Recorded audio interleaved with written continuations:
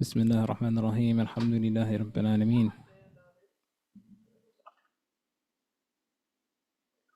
بسم الله الرحمن الرحيم الحمد لله رب العالمين والصلاة والسلام على سيدنا محمد وعلى آله وصحبه أجمعين. سبحانك لا علم لنا إلا ما علمتنا إنك أنت الحكيم ولا حول ولا قوة إلا بالله العلي العظيم. نويت تعنى وتعني وتذكر والتذكير ونفع واستفادة فارسي واستفادة وحتى التمسك بكتاب الله وسنة رسوله صلى الله عليه وسلم والدعاء إلى هدى والدلالة على خير ابتغاء وجه وطاعة وقرب توابه سبحانه وتعالى. اللهم علمنا ما ينفعنا وينفعنا بما تعلمنا وانزلنا من فضلك علما وتعليما إنك على كل شيء قدير. السلام عليكم ورحمة الله وبركاته. I just want to make sure, can everyone hear me clearly?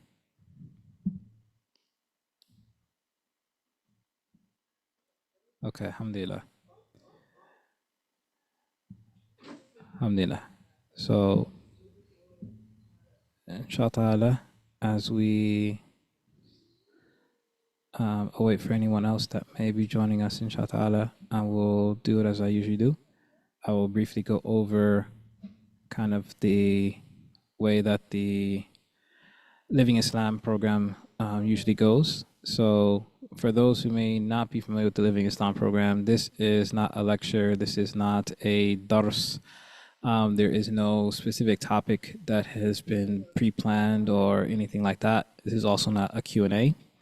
This is a open space. So this was something that was created some years back when the Mecca Center was still in person. And so the way that we actually used to do it is that we actually used to meet at the Mecca Center, and then afterwards we would eat together so that it was more of a bonding type of space. But since COVID, we've made some adjustments so that, and so alhamdulillah, Allah subhanahu wa ta'ala, He places barakah and whatever He wishes. And so we've lost out, so to speak, on the aspect of meeting in person. However, what it has done is that it's allowed for us to be able to reach across a greater audience, so to speak. And so now people don't necessarily have to travel to New York. And anyone that knows me knows that I'm not the biggest New Yorker. I mean, I'm not a New Yorker at all, but I am not a person that necessarily likes to go to New York unless absolutely necessary. But so what it did was that we are now able to connect with people from across the country.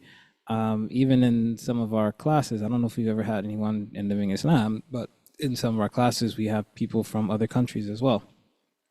So, Living Islam is just an open space for people to be able to come and to talk about those things that might be on their minds, those things that they feel that they don't get a chance to talk about or to discuss inside of a formal classroom or at a masjid or any other place or situation. And so we created this space for you.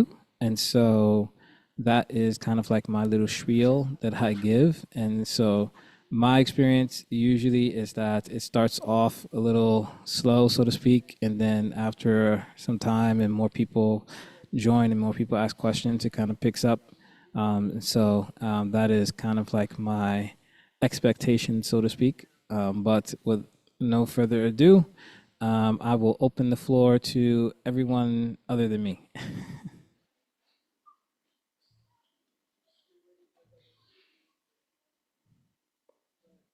And so for those who are on the Zoom chat, they can participate either by typing in the chat, or it can be even easier just to unmute themselves. And there's no formal aspect. You don't necessarily have to raise your hand or anything like that. You can just unmute yourself and use the microphone. But again, you can also use the chat if you wish. And those who may be listening from one of the other platforms, I don't know if this is on YouTube or Facebook, but if a person is on any of the other platforms, then they can write in the chat on that particular platform, inshallah.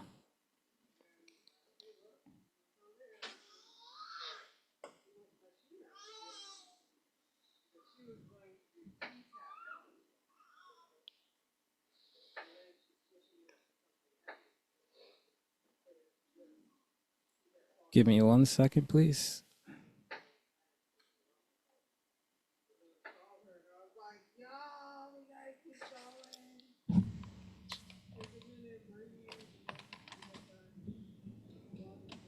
You can't just keep walking back and forth.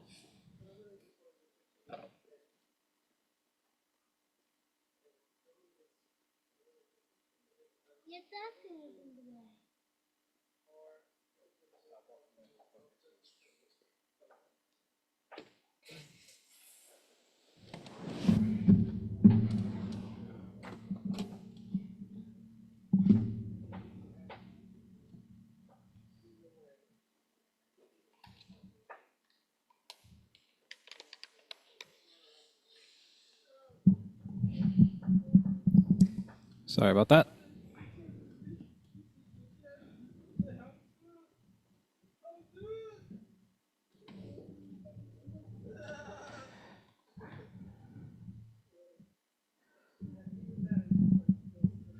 And for those who may have noticed, I'm trying out some different things. So, trying out different camera setup, trying out a different microphone. So, you can also leave me your feedback if you feel that it was better or not. And with the microphone, I can actually make adjustments on the fly. So, that's part of the reason why I have the headphones on.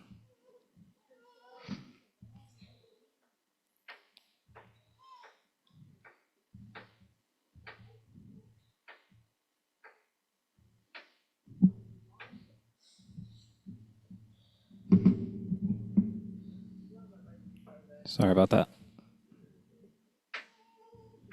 Jazakallah khair.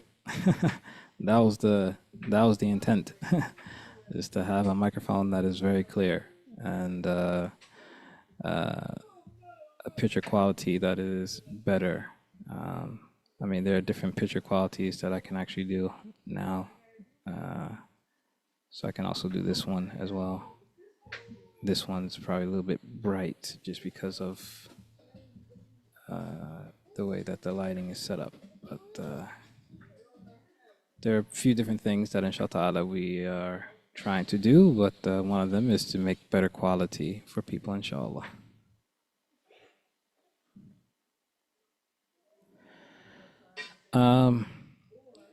So someone sent something in. So it says, I find it easy to find food in soup kitchens, which are normally in Catholic churches. I can find food easily during Ramadan at mosques. Do they have something like a soup kitchen at a mosque? Where can you go when you're having financial difficulties? So this is something that it really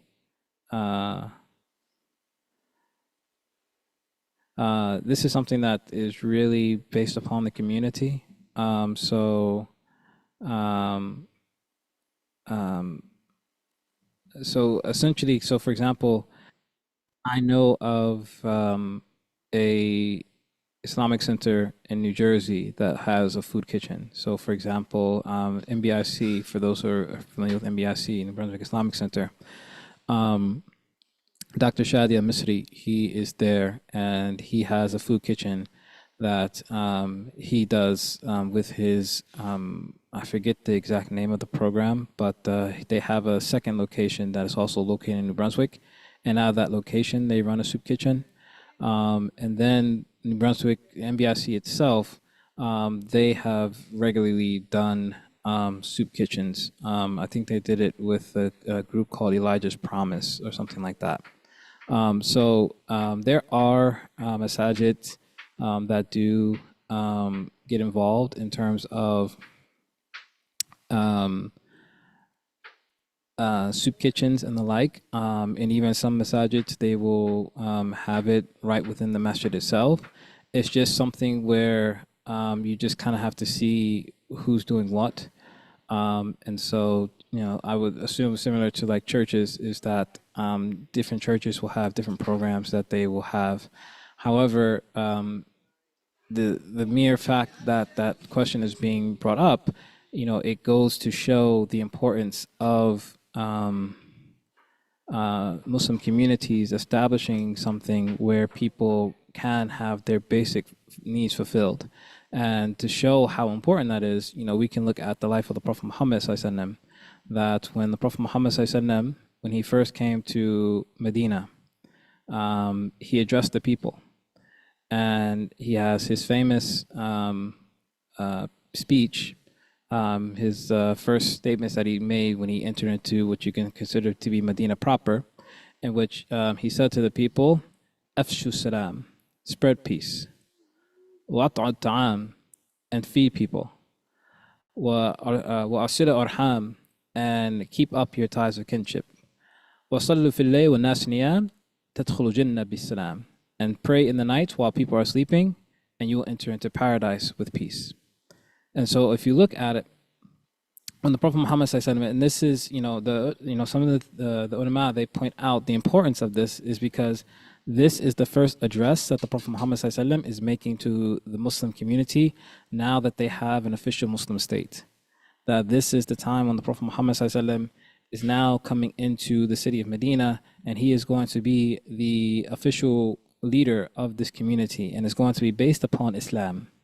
So this is the basis of how all subsequent Muslim communities are going to be built upon. And the first thing that the Prophet ﷺ, he says to the people is that he says, spread peace. That first and foremost, create a situation where people feel safe. Create a situation where people feel that they are not being threatened, that they are not having to be in a state of fear. And then after that, he said, what? وَأَطْعَمْ تَعَامْ, and feed people. So before the Prophet ﷺ gets to anything that we would consider to probably be like the hallmark of the religion, usually when we talk about the religion, when we're explaining the religion and so on and so forth, we like to mention the 5 pillars and the pillars of Iman and so on and so forth. But the Prophet ﷺ, the first things that he's saying is to spread peace and feed people. And this is something that, unfortunately, I don't remember which one of my teachers have mentioned it to me, at least in the way that I'm going to mention it. But I remember, one of my teachers saying is that it's not necessarily going to do much good trying to give dawah to people when they're hungry. Essentially saying that when a person's basic needs are not being fulfilled, it doesn't matter what you say. And so this is one of the greatest forms of da'wah that we can actually do as Muslims is to help people fulfill their basic needs. That, people are hungry. Before we start trying to convince them about, the truth of Islam or why they should become Muslim and so on and so forth, they need to eat. And so, this is something that, every masajid, and this is just my personal perspective, is that I believe that every masajid should have some type of food program. That people should feel that from the standpoint of the Muslims being in a community is that they will be met with their basic needs. And this is part of the aspect of being a good neighbor. Is that being a good neighbor is that the Prophet he said what? He said that he is not from among us who goes to sleep satiated while his neighbor goes to sleep hungry. And so this is supposed to be part and parcel in terms of the deen, is that we are supposed to be a people where, the question that, a question like this that comes up is that, are there masajids that have food kitchens and so on and so forth? That should be a no-brainer. That should just be like, oh, of course. We always try to feed the people, or we always, engage in programs where we feed people. But it's not to say that the masajids don't. Like I said, I gave just some examples that I know off the top of my head. Even for example, like in New York, in NYU, they have different situations where they feed people, and so on and so forth. And it seems like it was shared in the chat of different programs that are feeding people. But I was just, I'm just mentioning it from the standpoint of this should be a normative practice for all masajid. That, all masajid, should, try to place within their budget something for feeding and addressing the basic needs of people. And something as simple as that can sometimes be the greatest form of da'wah, even more so than trying to teach them about Islam proper and so on and so forth. But just fulfilling people's basic needs, that oftentimes could be one of the greatest form of da'wah. Like, I've been with the Mecca Center for over 10 years now. And the bulk of the people that come to the Mecca Center that are either interested in Islam or who have recently converted to Islam, probably 85 and 90% of those people are Muslim or interested in Islam because of their interactions with Muslims. It has nothing to do about any aspect of aqidah or creed or these type of things. The bulk of the people are Muslim because of how they interacted with Muslims and the good feeling that they had in terms of those interactions. That's the majority of individuals. And so that should go to show that most of the aspect of da'wah has to do with how we interact with people. And the Prophet ﷺ, he understood this. So the first things that he said to the people, even before he got to the aspect of actual ibadah, before he got to the hukuk of Allah subhanahu wa ta'ala, before he got to the right of Allah subhanahu wa ta'ala, he mentioned the right of people. Spread peace, feed people, keep up your ties of kinship, and then pray in the night. And so 3/4 of what will hopefully be a means of a person entering the Jannah has to do with how we interact with other people. And then the final quarter is pray in the night as well. And so, but yeah, so I would, as you can see, that, what I would say is that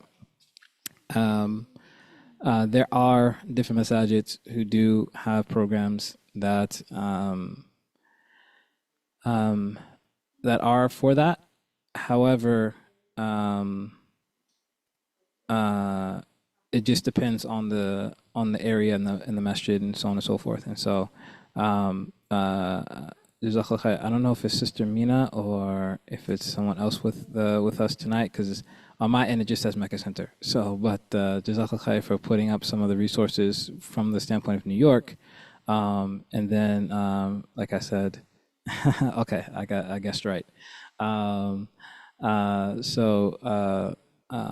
and I also as well MBIC through, I know Dr. Shadi. I just don't know the times that he runs his food pantry, and I think it's Darafet is what they called it.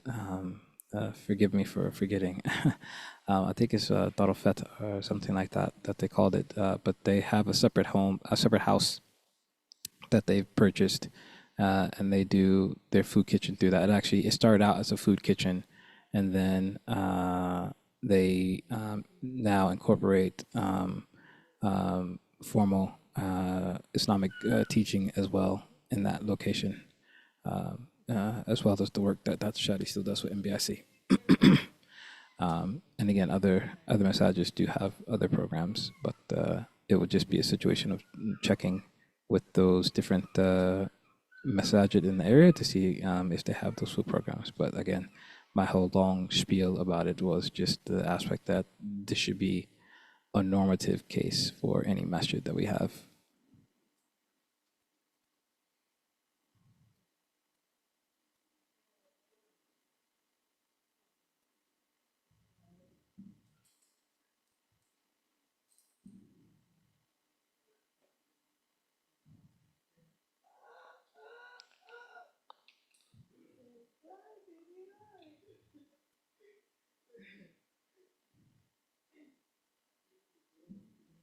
Oh, wait, let me just make sure I didn't miss anything.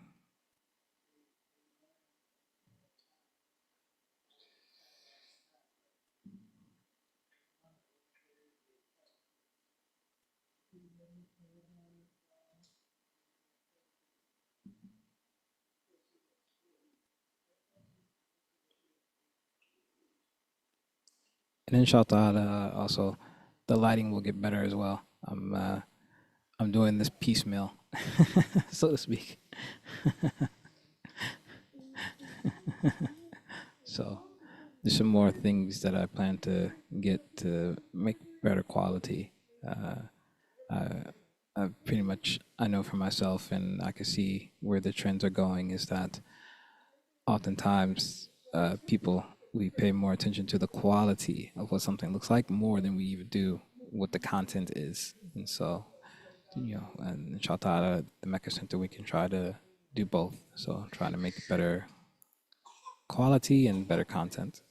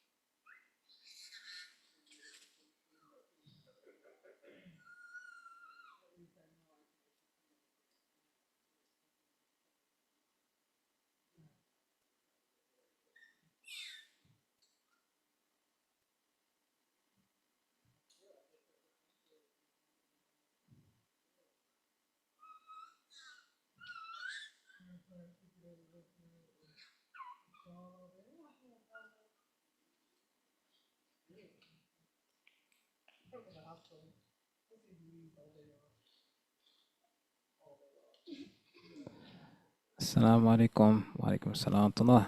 Not to get political, but are you familiar with Zohra Mandani, his father's book? I'm not familiar with his father's book. I know it's called Good Muslim, Bad Muslim. Um, I have never read it. And if I was going to be perfectly honest, I have no intent to read it. So I really don't. I can't say really anything about it. I mean, I've only just recently even heard of Zohan Mandani, just because of him now being the mayor of New York.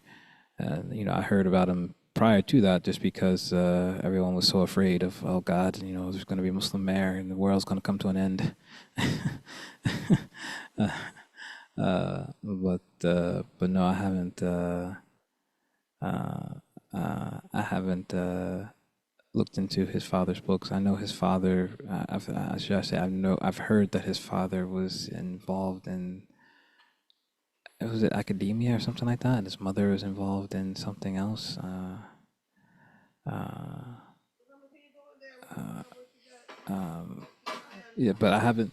To be perfectly honest, like I usually, I'm a person I don't really. As one of my teachers would say, is that everyone has their specialties, and so my specialty is not politics, and so I tend to stay away. But someone was saying we can talk about having the first Muslim mayor in New York City. Well, I don't live in New York City, so alhamdulillah. Uh, but I mean, uh, I would say that probably one of the greatest things that we can gather from this experience, though, is the aspect of what people truly feel in regards to Muslims and the like. Because, as I said, one of the greatest push against Mamdani was uh, uh, the aspect of him being a Muslim. So that was, people keep talking about like how he wants to, create Sharia law and that he's a part of the Muslim Brotherhood and so on and so forth. All these different things to basically do fear mongering against the Muslims. And for me, it's just a reflection of the aspect that people just really don't know about Islam. Like, if their aspect of Islam uh, is that they feel that because a person who identifies as being Muslim is going to become mayor, then all of a sudden, like, the Muslims are going to implement Sharia law and so on and so forth. It's just really ridiculous. Honestly, it's really ridiculous. Because if you want to get technical, is that just because a person is a Muslim, that doesn't mean that they know anything about Islam. And I'm not trying to say anything personally about Zohar Mamdani. I've never met him. I have no true knowledge of Zohar Mamdani and so on and so forth. But I can say is that his field is politics. He is a politician, and if I were to be quite honest, he's taken positions that I've heard of that are not even necessarily acceptable within Islam. So that like disproves right there, all these different fears uh, that people have is that Zohran, and this is and this is not like speculative things. These are things that he's platformed on, and some of the things that he's platformed on are not things that Muslims, from the standpoint of the religion, would deem to be permissible. And so again, that just shows you is that Zohran is an individual who identifies as a Muslim. That is not indicative of anything beyond that. Him as a politician, that's just him as a politician. That is, we'll have to see, what happens. That's the case of any politician. Is that any politician, when they're running to get elected, they're going to say what it is that they plan to do, what they want to do, and so on and so forth. And then when they get into office, we see, okay, are you practicing what you preached, or not? And so that is going to be ultimately the situation. And so, but again, it just allows for us to see as the greater Muslim community, um, uh, what the what many people within the country truly feel about Islam, and um, it's really it should be for us an eye opener to say, okay, where is our portion of da'wah?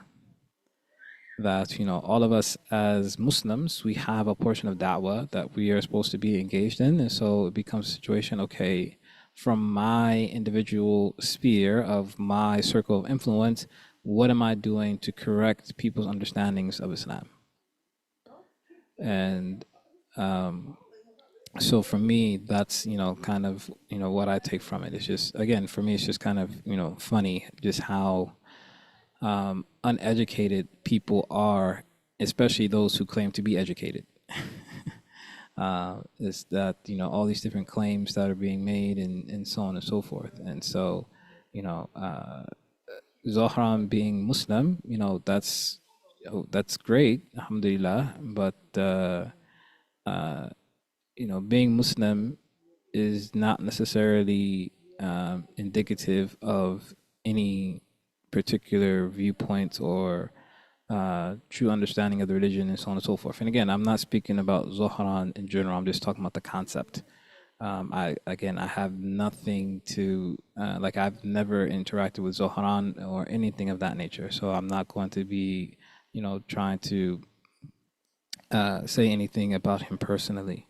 But again, what I can say that has been made public is that again, he's running from the political perspective. And so, and the reason why I say that is because, again, he's platformed on certain issues that would not be deemed to be issues that would be necessarily permissible within Islam.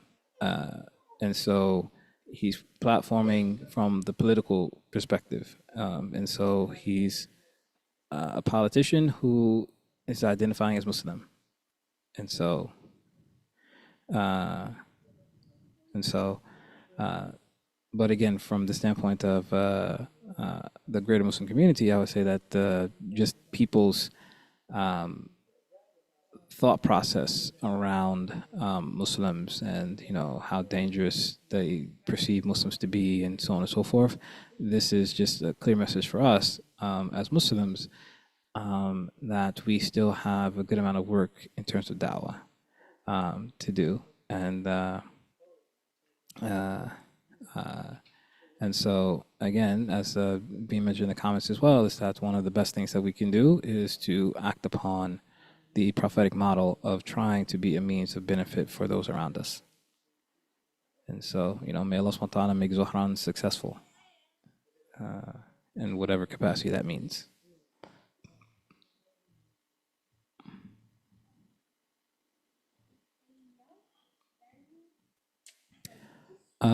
Someone mentions, Assalamu alaikum wa alaikum assalam wa alaikum assalam wa rahmatullah. Would you reflect on the boys in the cave? I've read it so much, but I can't grasp its meaning in modern times. And so I'm assuming you're mentioning about the Ashab al-Kahf, the young boys who went into the cave. That's narrated in Surah Al-Kahf. And so what the ulama mentioned about the aspect of Ashab al-Kahf is that these were righteous young boys who seen fitan happening in their times. And so, excuse me, it was a situation where the fitan had gone to what we can consider to be somewhat extremes. And so they decided to go into a cave, and Allah subhanahu wa ta'ala caused them to to fall asleep for a long period of time. And so, like, for example, in the surah itself, it mentions that one of them went out with the money that they had, and because they had been asleep for so long that the people didn't even recognize the money because it was so old, and so on and so forth. And so, if you want to look at it from the standpoint of our times today, one of the things that that we can use as a practical implementation is the aspect is that when we're in a situation where fitna becomes predominant and overwhelming, and we may have tried to do ta'minuna bil ma'ruf wa tahawna 'anil munkar, that we may have tried to command the good and forbid the evil, and it just is not it is not working. It is not bringing about a change. And also at the same time that this munkar, this evil that is that we are seeing, is also having an effect upon us, then it may be a situation where we may need to separate ourselves from the greater society. And the reason why I say it in that manner is because the default for the Muslim is that we don't necessarily normally separate ourselves from the greater society, is that we are supposed to be within the society to call people to good and to forbid them from evil. However, if it gets just overwhelming, and that's why I also included the aspect of it starting to affect our own situation, meaning that we are starting to be negatively impacted by the facade, by the evil that we are seeing, that the evil that we are surrounding, then it may be a situation where we have to separate ourselves from it. And on a more micro level, in terms of like individual situations, this can happen more frequently in the sense that, for example, if we have friends that we normatively may have liked to be around, but we see that they're involved in that which is haram, or they're involved in more and more things, excuse me, that is not right for us to be a part of. If it's a situation where we've tried to call them to that which is better, and we've tried to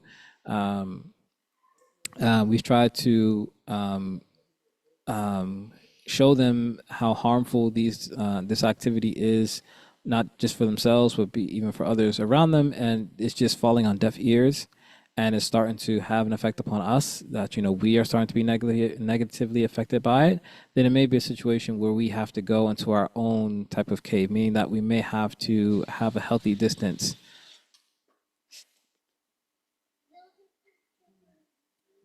We may have to have a healthy distance from those individuals. And this even to the point of, this could even, if it gets to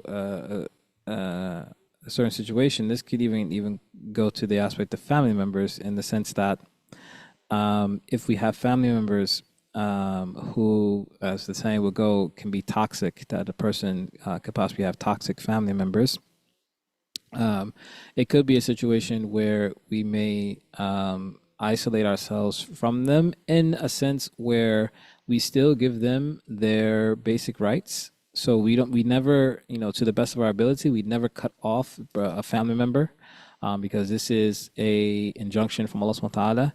Allah subhanahu wa ta'ala has commanded us to keep up the ties of family kinship. And, this is what we started out with, the statement of the Prophet sallam, arsila arham, excuse me, arsila arham, the aspect of keeping up kinship. However, if you have family members who are causing harm to you, then it is permissible to keep a healthy distance. And so what that means is that, for example, if me going to see my family members in person is going to cause me harm. Let's say a person, I'm just using extreme examples. Let's say a person has family members who are physically abusive, or even more than that, in terms of physical abuse. Is that we wouldn't say that that person has the obligation to go and be with those individuals physically. But what they could do is that in order to still keep up the ties of kinship, that maybe they would just call them just to check in on them, as long as that's not going to cause them harm. If that is going to cause them harm, then maybe they write a letter to them to just make sure that they're keeping up in terms of their kinship with that individual, such that they didn't cut it off, but they're keeping themselves safe from that individual's harm. If that's not necessarily going to work, then maybe they just send a gift, or they, ask about them through a third party, and so on and so forth. And so, in these type of ways, they can still keep up their ties of kinship, but they can also keep themselves from being harmed by someone. Just one second.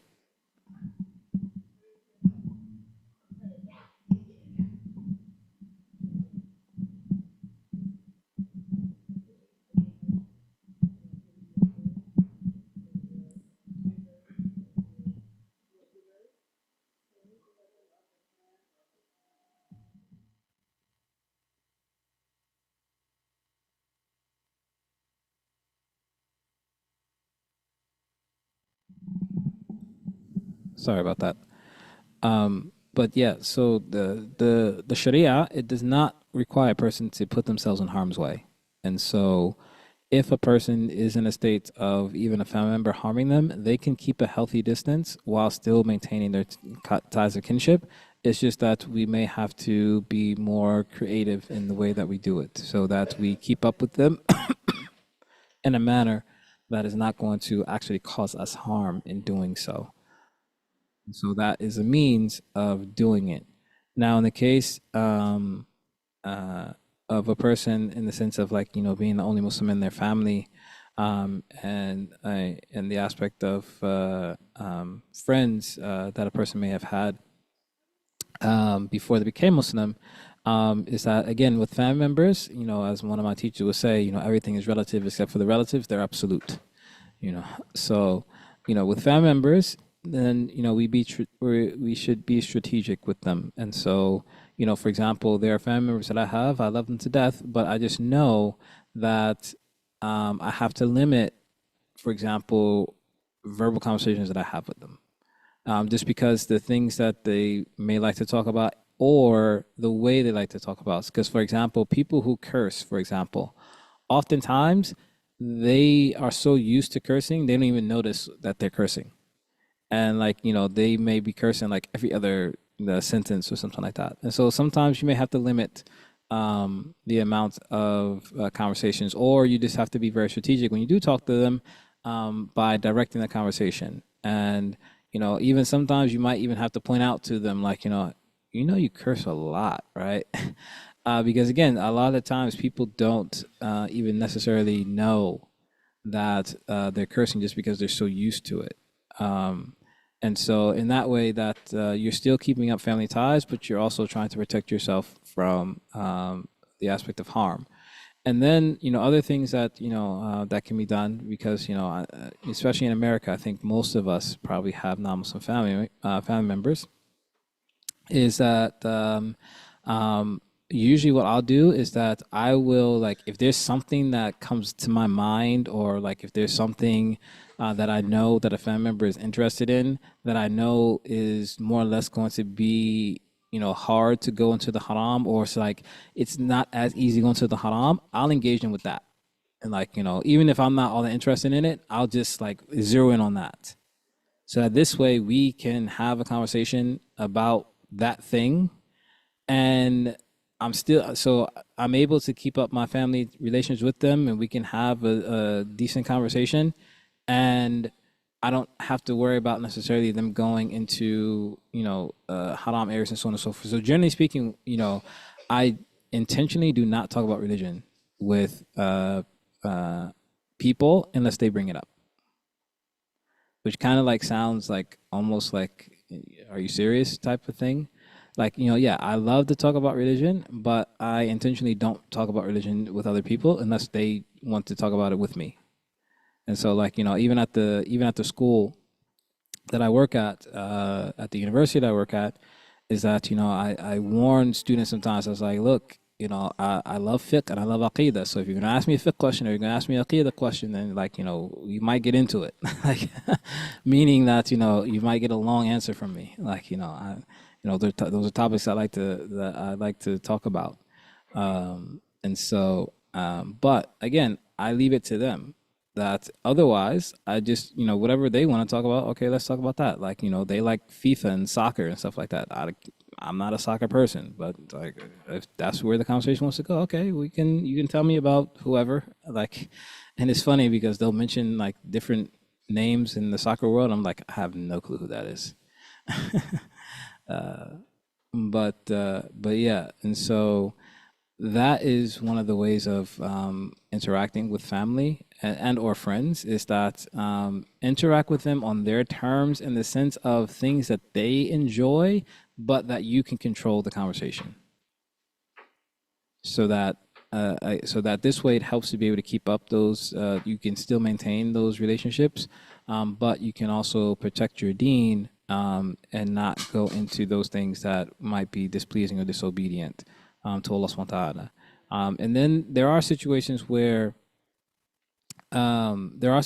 though where it can be a situation where, yeah, especially with friends in particular, is that there may be a situation in which, yeah, yes, there may be a situation where you just slowly drift apart. And I usually use myself as an example. So when I was in high school, I went to public high school. And in my high school, they had what they call the superlatives page in our yearbook. So that means like they would have different categories like best dressed, best eyes, so on and so forth. I'm thinking about this because I went to a high school in Edison, New Jersey. So there was not a large African American population there. And so I remember our senior year, because most of the black people in the school, we knew each other, and so that my our senior year, I believe it might have been the case that it had the most black people on the superlatives page in the school's history. Because I remember a friend of mine that we knew, Ed, he had won best dress. Another friend of ours, he had won best eyes. Me and my friend, we had won best friends. Another friend of ours, he had won best smile. So we're like, we're diversifying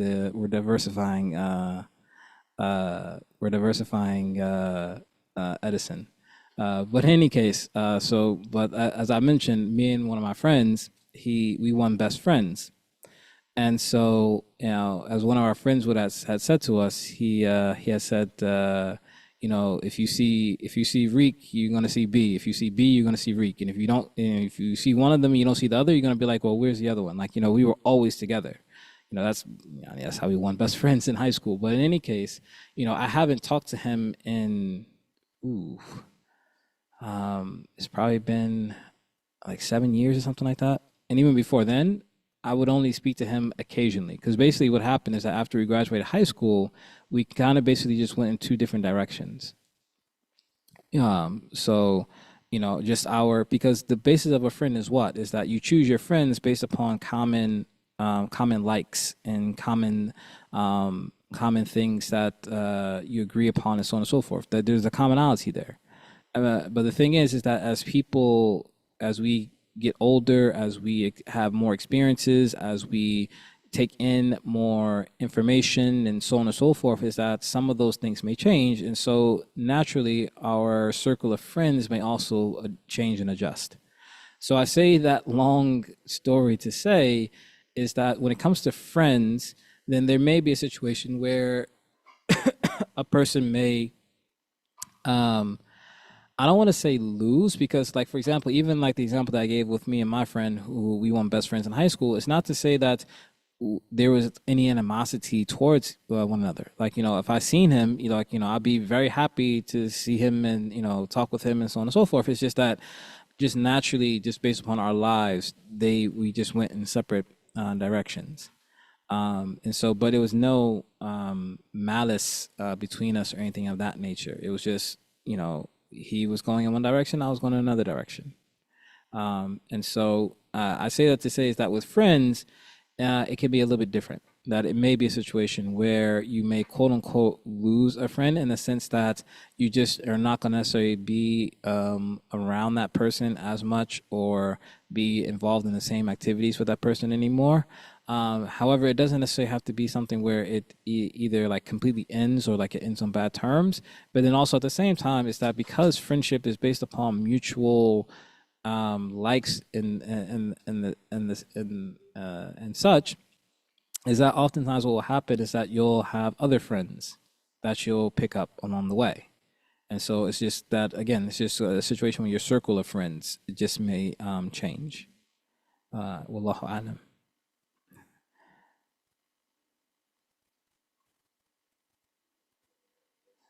Yeah, I mean, usually, like, especially if a person's like a religious person, most people, that's what they fear is that, oh God, all he's gonna want to talk about is religion and so on and so forth. And like I said, I intentionally do not talk about, and I actually got, it's not that I fully got that from one of our teachers, but I did get it from one of our teachers. Is that he's said the same thing. Like, when he's around his family, he intentionally does not talk about religion. And the thing is that the beautiful thing about Islam is that if a person is a practicing Muslim, you don't even have to talk about religion. It's just that the way that you are is just going to allow people to know that you are a person that has a certain moral standard and moral ethics. And the reason why I can say that is just, from experience, because again, I don't talk about religion specifically with my family members, but like I've had like, my great aunt come to me one time. We were at a family reunion, and she had said to me, and I didn't even necessarily know that this was what she was gonna say to me, but she had said to me, she was like, Tariq, I really respect you because you're a true Muslim. And like, this is my great aunt, and she is the matriarch of the family. She's 90, I think 96 or 90 something like that. Um, and but the thing is, like, I'm not the only Muslim in my family, but um, she's seen how seriously I was trying to take the religion, not from the standpoint of anything I said, because I don't think I've ever had a conversation with my aunt about Islam, but she felt it to say that to me at a family reunion that we were at. And so, and I remember people here are probably familiar with Sheikh Yahya wrote this. I remember Sheikh Yahya, mentioning about, and even members of his family. I think he was mentioning his grandfather.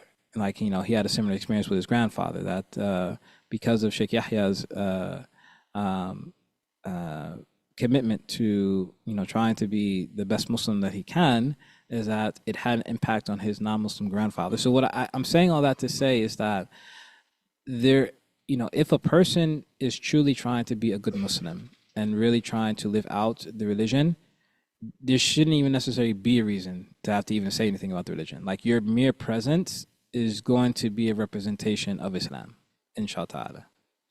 And I'm not even talking about like the way that you dress or anything like that, but just the way that you carry yourself should be um, a means of da'wah, even without you having to talk about religion. And then, like, when you talk about things that people actually like and not about religion, that actually sometimes even catches people off the guard. And it's just like, wait, what? You'll talk about sports and you'll talk about uh, This is not, of course, like I said, you know, what I've learned is that the best thing to do is to be able to dictate the conversation. So it's like you pick those topics that are actually permissible to talk about. Like and you're not going to start talking about the opposite gender or these type of things, but you pick those things that are actually permissible to talk about and that they like, and you engage them on that level. And that is a form of da'wah in of itself.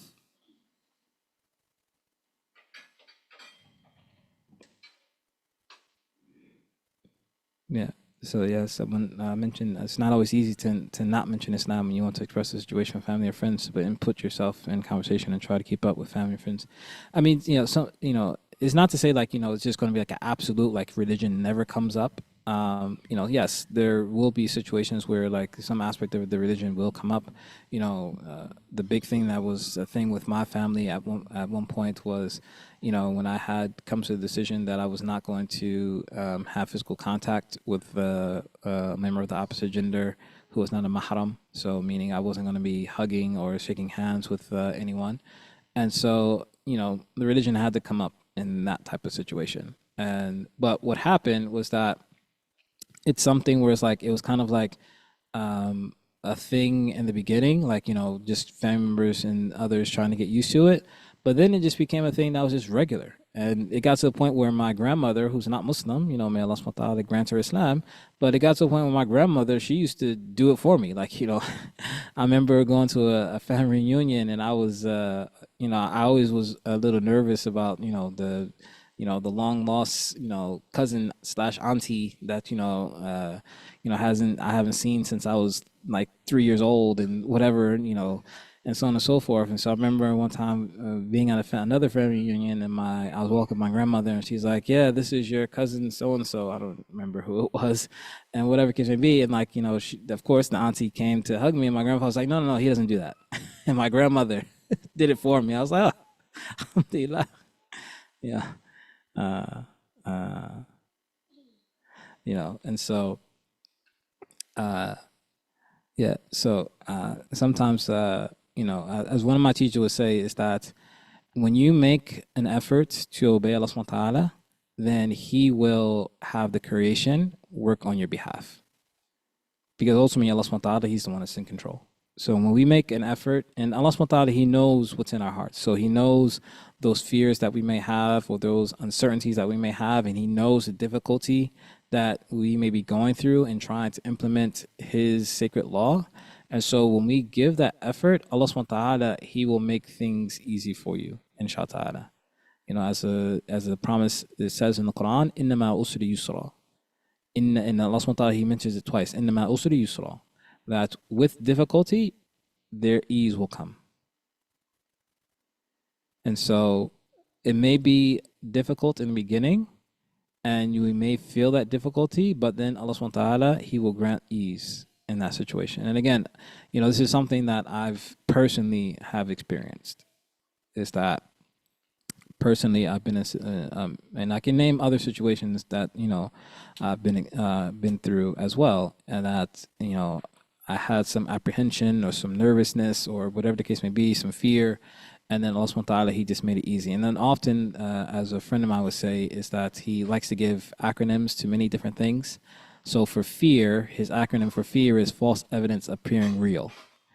So meaning that for many of us, what we imagine in our heads is often like 10 times worse than what the actual reality is.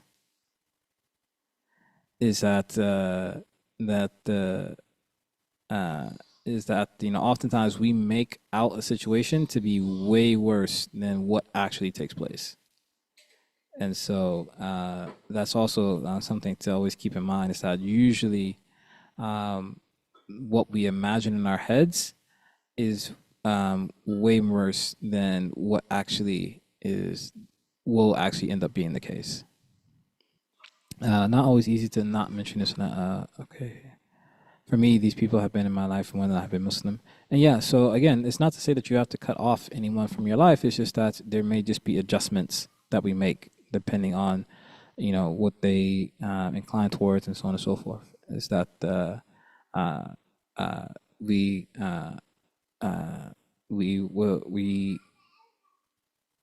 we seek to please Allah subhanahu wa ta'ala first and foremost.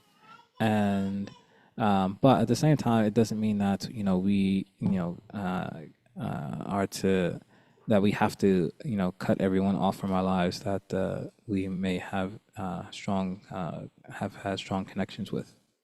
It's just that we may adjust it accordingly. Wallahu a'lam.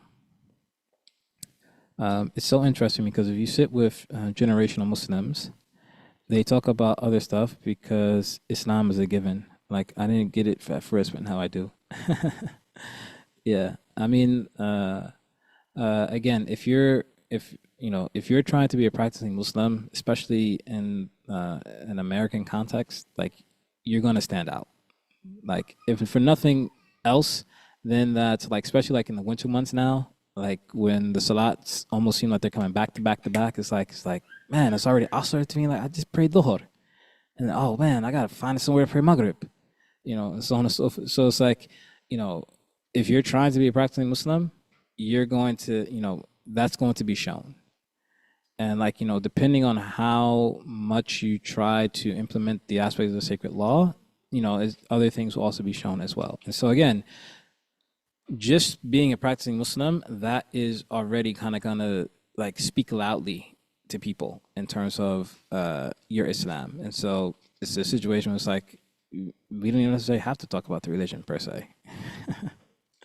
Now the thing is that it's not to say that you can't necessarily because like for example the ulama, the awliya, they love nothing more than to talk about Allah and His Messenger, and that really should be our state as well. Is not to say that we don't want to talk about Allah and His Messenger, sallallahu alaihi wasallam, but it's just to say that from the standpoint of, and so like if we are doing this where it's like, for example, we're avoiding talking about Islam directly with people and so on and so forth, we should still make an intention for the sake of Allah subhanahu wa ta'ala that, Ya Allah, I am doing this not because I don't want to talk about you, but rather because I'm trying to be a means for people to be comfortable to come to you. Meaning that, for some people, religion is something that's just kind of like, even for people who actually identify with the religion, sometimes they feel, some type of way about quote unquote being religious. And so if we can make people who may identify us as being religious more comfortable with the religion to, more or less say like, well, we don't always have to talk about the religion. Like, we can talk about, those general things that you like and so on and so forth. Then our intention internally should be, I'm doing this as a form of da'wah so that Allah and His Messenger are still in the picture. So internally, my intention is Allah and His Messenger. Externally, I'm talking about soccer and this thing and that thing or whatever else that people may be interested in. But internally, my intention is da'wah. My intention is trying to call people to Allah subhanahu wa ta'ala. And so, this is, how we stay balanced. But, everyone's situation is going to be different. And so we try to make the best situation that Allah subhanahu wa ta'ala has given us. Wallahu alam.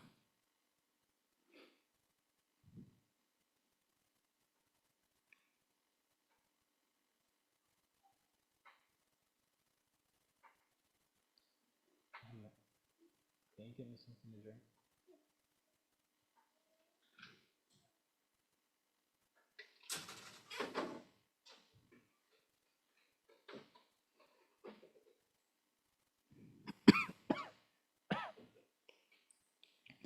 And excuse me, I'm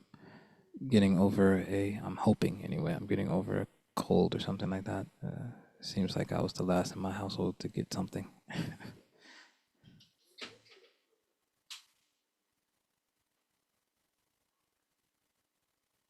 How come Christians don't talk about the boys in Surah Al-Kahf? That I don't know, in the sense that I don't know if the Ashab al-Kahf are mentioned in Christianity. Because even from the standpoint of Islam, we would say that all of the righteous people throughout history were Muslim in the sense of them submitting to Allah subhanahu wa ta'ala in a form of tawheed.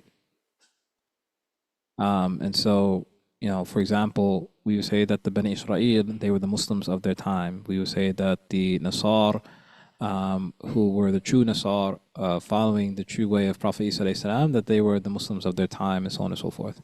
And so the thing is that not every story or every understanding that we have in Islam is necessarily shared with Christianity. Um, Jazakallah khair.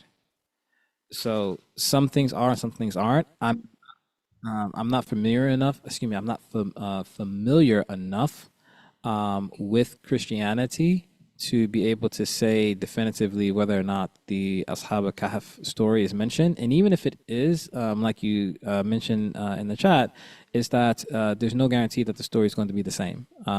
Because even those stories that we know definitively, that are shared within the Christian tradition and Islam tradition, is that they're not necessarily always shared the same way. Even from the standpoint of the way that we view prophets is not necessarily the same.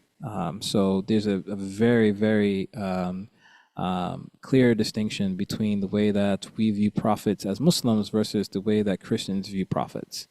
It's almost two different concepts. Even the way that we view God is different. So as one of my teachers would say, is that from the Christian perspective, God is more or less a supernatural being, whereas the Islamic perspective is more or less of God being the necessary being. And there's a clear distinction in between the two. And so this is why, from a Christian perspective, you can have the possibility, for example, of Isa alayhi salam being God. Whereas from the Islam perspective, we would say that not only is Isa alayhi salam not God, but that is actually impossible. That is something that is rationally impossible. So we, from an Islam perspective, we would say that the original message of those prophets. So from the standpoint of Christianity, the original message of Jesus, the original the original message of Isa alayhi salam was true, and it's the message of Islam. It's the message of Tawheed. This is why Allah subhanahu wa ta'ala mentions, like, if you read the ending of Surah Al-Ma'idah, that Allah subhanahu wa ta'ala, he's speaking to Isa alayhi salam, and he is asking Isa alayhi salam, like, did you tell the people to take you and your mother as gods besides me? And Isa alayhi salam responds by saying that, it's not for me to do that which you have not commanded me to. And you know what is in me, but I do not know I do not know what is within you. And so Allah subhanahu wa ta'ala is saying that Isa alayhi salam is clearly clearing himself of the aspect of associating with him any type of deification. And so, but this is not necessarily the way that the Christian tradition looks at the relationship of Isa alayhi salam. And so, again, I don't know specifically in regards to Ashab al-Kahf what the Christian perspective is, even if that story is even mentioned in the Christian tradition. And then if it is mentioned in the Christian tradition, I don't know if it's in the same way as the Islamic tradition holds it. Allahu alam. If anyone in here knows, like if anyone in here is more familiar with the Christian tradition and knows definitively, please feel free to mention it. I don't know.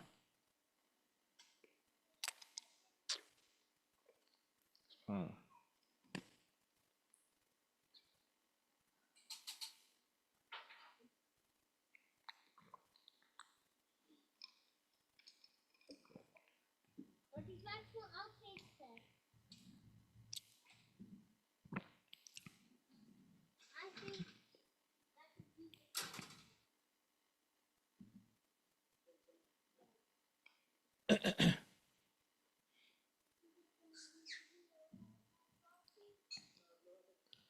And anyone that's joined us more recently, please, if you wish, you can unmute yourselves. This is an open session, so please don't feel shy. And if you are more comfortable just typing in the chat, you can do that as well.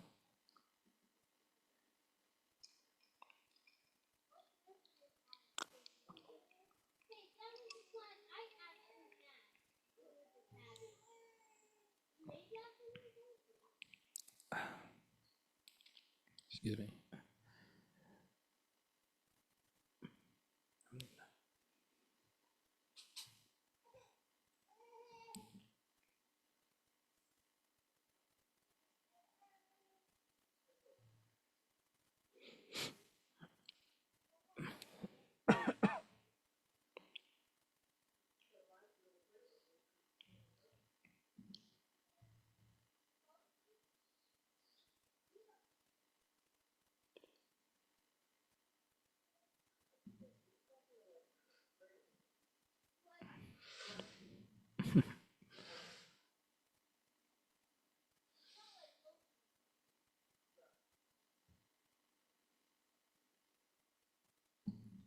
I also have to be mindful of the things that I'm saying now, because the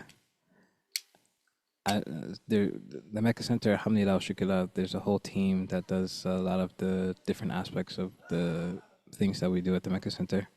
And so I don't know who does it, but someone on the team does the YouTube channel. And so they've been doing more and more shorts, because I guess that's kind of like the way of the future of people's attention. Excuse me, people's attention spans. People, it has to be within a minute or less. But I've seen that a lot of the shorts that I've been in are just like little snippets from living Islam. So I'm like, oh, well, I got to make sure I say things in a way that if this ends up being a short on YouTube, that the context is clear.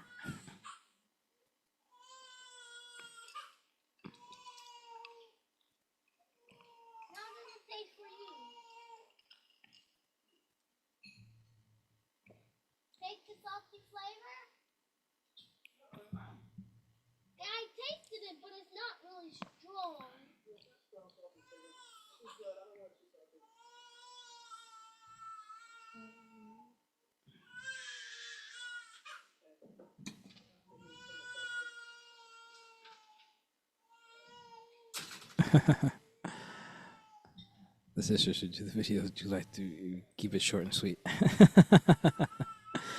Yeah, I mean that's the wave of the future. Is you can, if you could do it in less than 5 minutes, that's I actually fear for my sons and their future, because unfortunately, like even some of the students that I work with at the university, they tell me about how they just use Chat GPT for everything, and like they'll have Chat GPT write their essays, and they can pass a class and actually not know anything, and so on and so forth. And then they're also still doing the stuff that I used to do, stuff that used to be done when I was in school. Um, Such as just like, can we really trust that people even know anything nowadays? Yeah, unfortunately, everything is just quick, uh, quick things and shortcuts and so on and so forth, and TikTok and Instagram, short clips.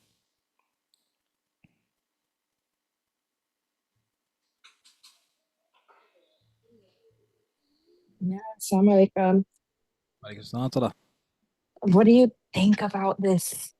I saw like a really convincing AI video of Mufti Menk saying like, this is not Mufti Menk. This is AI. And it literally looked just like him, sounded like him, accent, everything. What do you think about that? There was also one in Arabic, um, imitating, um, what is it, Sheikh Fawzan? Oh, Fawzan? Um, Sheikh Saleh Fawzan. Literally, yeah, yeah, Hamidullah. And literally, it was saying in Arabic, "You think that I am the sheikh, but I am not the sheikh. This is AI, and I'm using his voice and likelihood." And I was like, "Oh, subhanallah!" Literally, like, what do you think about that, It's everyone? actually funny. Just earlier, I had seen a snapshot of I guess like an interview or something like that with the actor Dan Aykroyd, and it was saying how he was saying that AI eventually is going to be able to allow him to continue to work even when he's gone, or something like that. But basically saying like that the AI has gotten to the point where you don't even have to be alive anymore. That people can still use your likeness and whatever case may be, and have you say and do whatever they want you to say or do. So, I mean, some people have kind of said like, is AI the Dajjal? And I would say like, I would say that the concept of saying AI is the Dajjal is probably better than like when people used to say is television the Dajjal.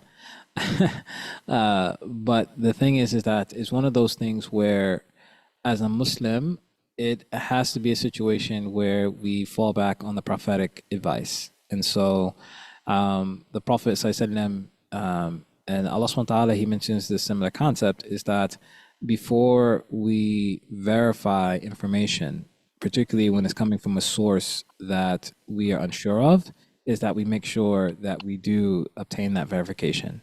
So I would say, from the standpoint of us as Muslims, is that anything that we see online, in particular when it's coming from a source that we are not certain about, or a source that has not been truly vetted, is that we should look at it with a grain of salt at minimum, if not a pound of salt. Especially if it's a situation where they're saying or doing things that would not necessarily be what we expect from the individual that is saying that they're saying it, or whatever the case may be. And so AI is just kind of allowing us to see how much more vigilant we have to be about that. But because at the same time, there are certain things that AI can do that is beneficial. It's just that we have to be mindful that that is not our default. That is not that is not something to be ultimately relied upon. You can use it just like you use any other tool. That those things that you can actually gain some type of benefit from. Okay, we can use it in that capacity, but we don't make it a situation where it's just kind of like we just take it wholeheartedly. And so it's just a situation of having a good balance in relation to the use of AI. And so, when we see something that is being said that, listen to what, Sheikh Fawzan, just said, listen to what Mufti Mink just said, or whatever the case may be, then I would say we really need to double check, where is that source coming from? Can we verify that this, because it used to be a situation was like, if it was something written, then we would have to question it. Did they really write this, or whatever the case may be? Now it's a situation, and even if we hear them say something, we have to question, did they really say this or not? And so again, it's just going to be a situation of us being vigilant about where is the source coming from. And we've seen this even in the time of the Prophet Muhammad sallallahu alaihi wasallam. Of course, it wasn't to the aspect of where we have with AI, but for example, the famous situation where the Prophet sallallahu alaihi wasallam went on his Isra Mi'raj, where he went from Mecca to Jerusalem and back in one night, and he was telling the people that this is what happened. And you had the disbeliever go to Abu Bakr as-Siddiq, and Abu Bakr had not heard this from the Prophet sallallahu alaihi wasallam yet. Abu Bakr was not aware of the Prophet ﷺ mentioning that he had gone to Mecca to Jerusalem and back in one night. And so he had this disbeliever come to him saying, did you hear what your companion said? And Abu Bakr said, what are you talking about? And he said, he's saying that he went to Mecca to Jerusalem and back in one night. And Abu Bakr, out of his wisdom and his sincerity in his belief in the Messenger of Allah ﷺ, what did he famously say? He said, if he said it, then it's true. So what Abu Bakr was doing here was that because it was coming from a person that he didn't trust, the source was not sound. He didn't know if this person was telling the truth or this person was lying. So he didn't want to be in a situation where he said, no, there's no way he said that, because then if it ended up being true, he would be denying the Prophet ﷺ. But at the same time, he didn't want to automatically say that this was true, because this person could still be lying, and he would be saying a lie against the Prophet Muhammad and agreeing to it. So Abu Bakr, he, through his infinite wisdom, should I say, through his wisdom that Allah subhanahu wa ta'ala gave him, through Allah subhanahu wa ta'ala's infinite wisdom, through the wisdom of Abu Bakr, he said something very profound. He said, if he said it. So I haven't verified this yet. I don't believe you because of the source that it's coming from. However, it's still possible that you're telling the truth. So if he said it, then it's true. So once I verify that he said it, if he said it, then it's true. I don't care what he said, because I can trust the Prophet Muhammad ﷺ. Nothing, لا يخرج من هذا إلا حق. That nothing as is from this, meaning the tongue of the Prophet ﷺ, except for the truth. And so we have to be at that level where if it's a situation that it's a video or something like that where they're saying that, Mufti Mink or Sheikh Fawzan or whoever it is saying XYZ, and especially if we know that this is a dubious source, then we just say, I'm going to suspend judgment on what is said until I can verify it. And really, we're at that point where we have to do that because, like you said, we're in a situation where anyone can have anyone say anything, and it's unfortunately it becomes worse and worse as we go along because, just having someone say something, that's one thing. We have situations where people are put into all types of, humiliating situations and so on and so forth, and it has nothing to do with them. And so that's the unfortunate thing with different technologies and things like that is that there can be benefit, but there also can be great harm. Allah musta'an. And, we seek Allah subhanahu wa ta'ala for aid.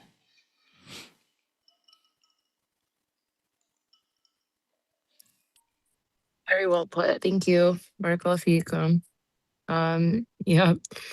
If anyone else had any experiences or input, like subhanAllah, I literally on social media, you'll see a 10-second clip. And I saw this myself, a 10-second clip or however many seconds of some masjid, some man sitting at a desk speaking, saying like that he and Islam, that we're gonna conquer the West and that we're here to dominate and we're here to like fix everything. And he was sitting at the desk with a pistol in his hand. And I was like, no way, no way. Like this and it's so hard to detect now because it used to be that the AI, they all had six fingers or they all had, weird, but now it's almost undetectable. And that's just what the people, that's just the free public use version, you know? That's not even the elite stuff. So I went to the comments and they were just like, no one was sitting there like, is this AI? Everyone was like, this is what Islam is. These are, then everyone's freaking out in the comments. And I was like, A'udhu billah, like this is just so easy now to be deceived. So Yeah, I mean, I almost see anything now and online. I'm just like, is this AI? Is that AI? Like even you can even be like doing live video chat with someone and they could have their whole like they could be using like a VR character to do the FaceTime, like even live stuff. So that makes me want to just get off the phone entirely and just only be in the real world. I wouldn't blame you if you did. But I mean, for most of us, uh, separating from our devices is almost like separating us from our hands. But yeah, I understand where you're coming from. And the thing is, like, even the video that you're mentioning now, it wouldn't surprise me if it was a real or fake. Like, in all honesty, like, if someone said that that was like definitely a real video that, someone did, like, it wouldn't surprise me. And if someone said that no, this was like completely 100% AI generated and they're just trying to distort Islam and so on and so forth, it wouldn't surprise me in that regard either. Because the thing is that unfortunately, in any situation, you have people who do all types of things. Because even sometimes when someone may be speaking something of truth, it's not necessarily just about what you're saying, but it's also about how you're saying it. Because not every truth has to be presented in a particular way or fashion. Um, and so the thing is that uh, we're living in a time where people are demonizing Islam. And so, like, just like we were talking about earlier, like with the whole election of Zohra Mandani and so on and so forth, and, all the different things that have been said about him and Muslim Brotherhood, and he's going to put Sharia law in, and like everyone is just going to be doomed, and so on and so forth, is that all these things are just things that people are feeding into or trying to profligate. And it's a situation where, as one of our teachers, he said before, is that he said in his own personal position, he considers that most people shouldn't even be given permission to watch the news. just because most people are not capable of thinking enough on their own to be able to watch the news in any type of critical way. And so, not alone, like with all these different media outlets, and everyone, like, again, like, like I think it was you, Harun, who had mentioned about the new background and setup and so on and so forth. It's like, basically anyone that has a couple dollars and a microphone and a camera, they can put out whatever they want to, and people, we will, you know gobble it up if we consider it to be interesting. And so the situation becomes is that for those of us who are trying to spread the truth of Islam, who are trying to present Islam in a manner that can allow for people to see the actual beauty of Islam and the beauty of Allah subhanahu wa ta'ala and the beauty of the Prophet Muhammad sallallahu alaihi wasallam, then it becomes for us to start using these same means for khair, for good. As the Prophet Muhammad sallallahu alaihi wasallam, he says in one of his famous narrations that Imam Nawawi includes in his Arba'in, he says, "Man ra'a minkum munkarin fayughayyiruhu biyadihi, فلم يستطع فبلسانه وإن لم يستطع فبقلبه وذلك أضعف الإيمان." That the Prophet sallallahu alaihi wasallam, he said that whoever amongst you sees a munkar, then let him change it with his hands. And if he's not able to, then let him change it with his tongue. And if he's not able to, then let him change it with his heart. And that is the weakest of faith. And ulama, they've given different commentary in relation to those different aspects. But the Prophet says what? "Ben ra'a minkum munkarin fayughayyiruhu biyadihi." That whoever amongst you sees a munkar, then let him change it with his hands. So for example, if we're seeing munkar, if we're seeing evil being presented online and on videos and so on and so forth, then it becomes upon us that if we're able to change that situation, then we should. And so this is why, like, I still don't think it's appropriate in the sense that in and I'm hoping I'm going to say this in a clear way, such that no one thinks that I'm trying to in any way, shape, or form be disrespectful. But I don't think it appropriate for some of the teachers that I know who are great teachers, who are people who have a high level of knowledge, who are people who I've actually had the opportunity to sit with and study with in different capacities. So I know the level of their knowledge, and I know the benefit that they can be giving to the ummah and the type of scholarship that they can be producing in terms of others who are serious about this deen, that they are now producing videos on YouTube and so on and so forth. But I understand why they're doing it. So what I mean by that is that what I mean to say is that if this was a situation where we didn't have all the shar that was being spread on videos and so on and so forth, that these individuals could be able to teach and to be spreading the religion to other scholars so that the religion is spread. But because of the situation that they've seen and because of the shar that they're seeing that is flooding the online world, now they are making it part of their da'wah, is that they're producing video content and so on and so forth in order to try to change the situation that they're seeing online. And so, I hope that came across clearly. It's like I'm not at any way, shape, or form saying that they shouldn't be doing it. I'm just saying that I wish they didn't have to. That if anything, then some of us or some others who are capable of doing that, they can do that and allow for these great individuals with this high level of knowledge to be able to produce other great individuals as well. But again, the aspect of it is that we're in a situation where there's a lot of shar, there's a lot of evil online. And in order to at least try to follow the prophetic injunction of, personally seeing evil and trying to correct it, that, that they are producing, these things. But, alhamdulillah, jazakallahu khair. Like, I'm not taking, like, some of those videos I've benefit from myself.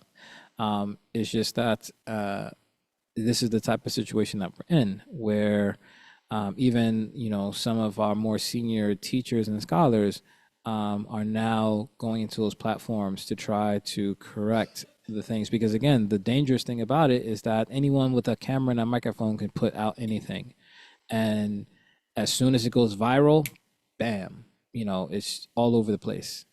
And whether people believe it or not, or whether people understand it or not, it's already out there. So as the Chinese proverb goes, that once a word comes out, 1,000 horses couldn't drag it back, or something like that. I'm probably not saying it verbatim, but I think everyone gets the point. Is that once something's out online, it's there. Like there's no way of getting rid of it, and especially once something becomes quote unquote viral, like even the horrible things that people put online that eventually are quote unquote taken down, it's not hard to find them. Like, I'm sure anyone that has basic computer knowledge can find something that's supposed to be quote unquote banned or whatever the case may be. And so, uh, uh, it's one of those things where, as Muslims, then inshallah, we should be trying to, follow the prophetic injunction in whatever capacity. And so I'm not saying like every Muslim needs to, produce their own YouTube channel, but even in our capacities and our regular interactions with people, this is why I'm very much for the aspect of people having a good interaction with those in their immediate circle, meaning that the people that you as an individual Muslim interact with on a regular basis, allowing for them to see the beauty of Islam. Because just imagine, how many non-Muslims do you interact with on a regular week? I would say that if I just gave like a lowball number, that most of us interact with at a decent level, at least like 10 non-Muslims a week. And that's probably like on the very, very low end of the spectrum. Now, just imagine that if we have good character with those 10 people, and then those 10 people, they are going to be able to allow for their people that are in their sphere of influence to know that, the different things that people may say about Muslims or whatever case may be is not true based upon what they know of you being a Muslim and the way that you interact with them and so on and so forth. And then those 10 people, and so even though it may not seem like it's that much, just having good interactions with people that we regularly interact with on a regular basis, that is a form of da'wah right there. And it doesn't have to be about us telling people about Islam directly or anything like that. It's just, excuse me, sorry about that. It's just being good people. Again, if we just go back to that basic prophetic injunction when the Prophet first entered Medina, Afshu salam, spread peace. Atu'at ta'am, feed people. Wasida arham, and keep up ties of kinship. Basically, have good relationship with people. If we can do that, then inshallah that would be a means of trying to counter, some of this slanderous things that they try to put out about Muslims and so on and so forth. But the thing is that at the end of the day, it's always going to be there.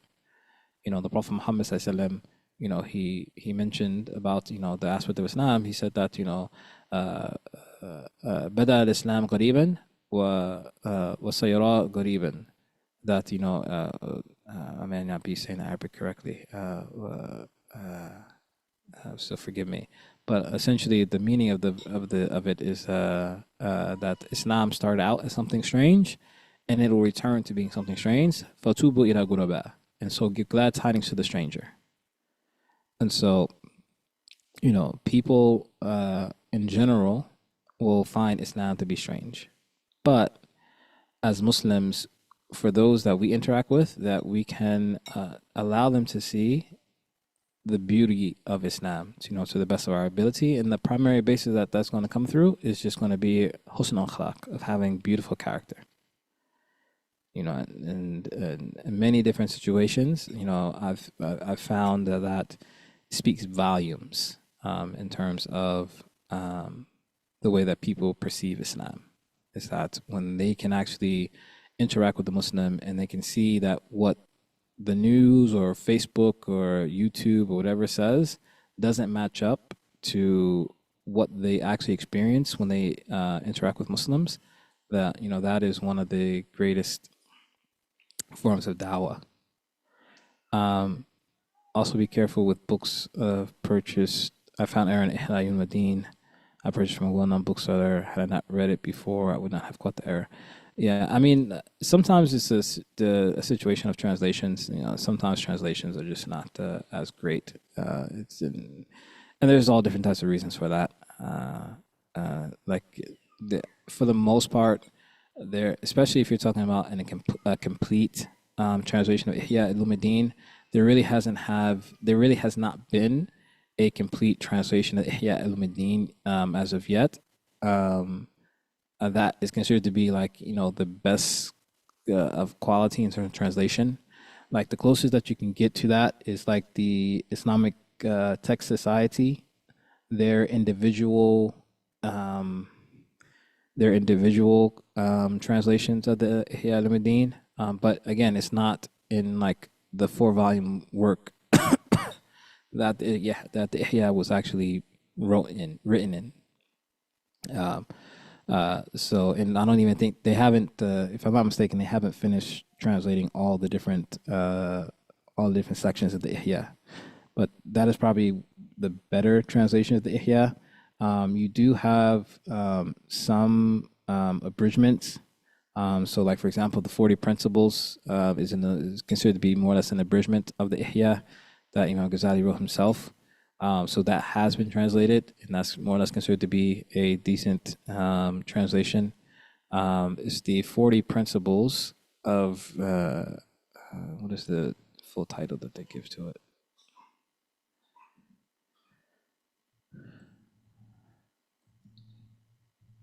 Yeah, 40 Principles of Religion.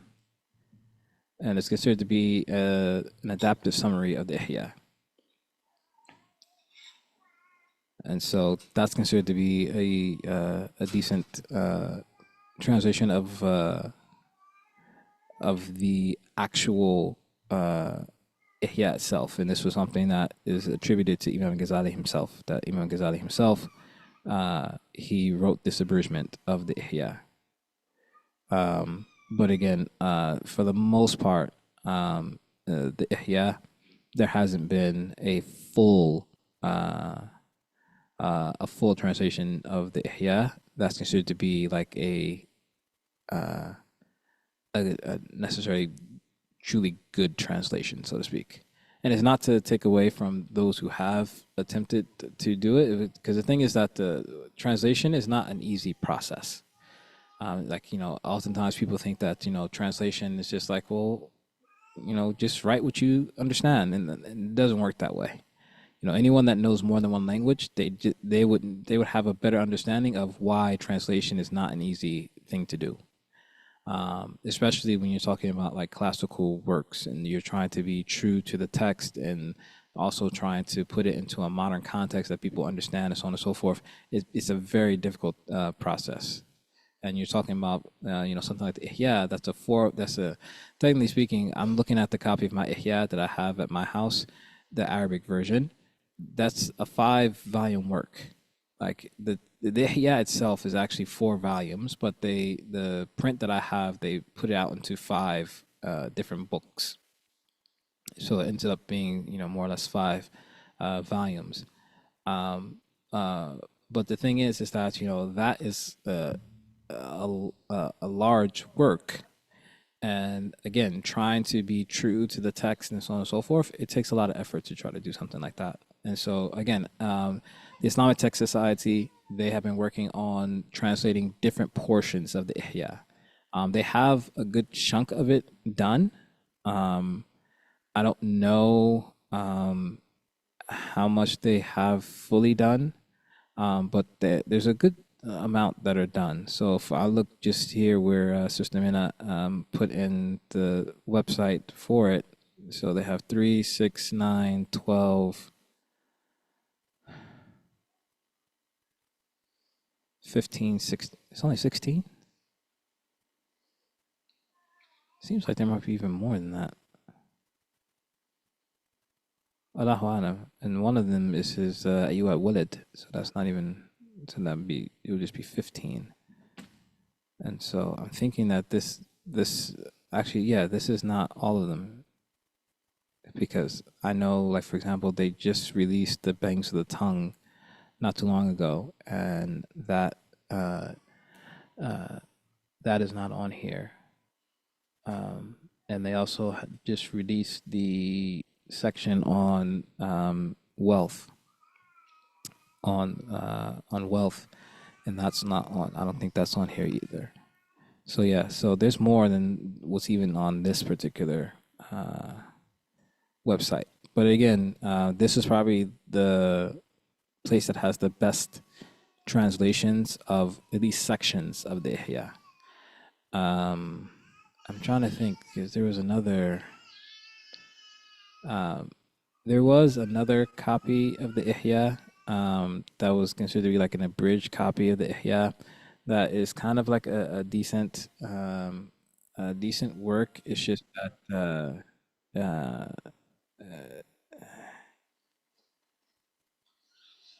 uh, it's not the Ihya in and of itself. It's not the entirety of the Ihya.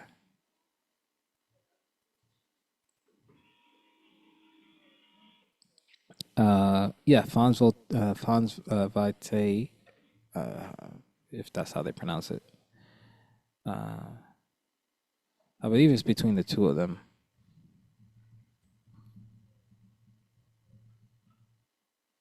Yeah, between Fons Vitae and uh, and the Islamic Tech Society, they probably have the best translations of the Ihya. And so yeah, so it was Fons Vitae. They are the ones who did the work on the bangs of the tongue and the censor of wealth and miserliness.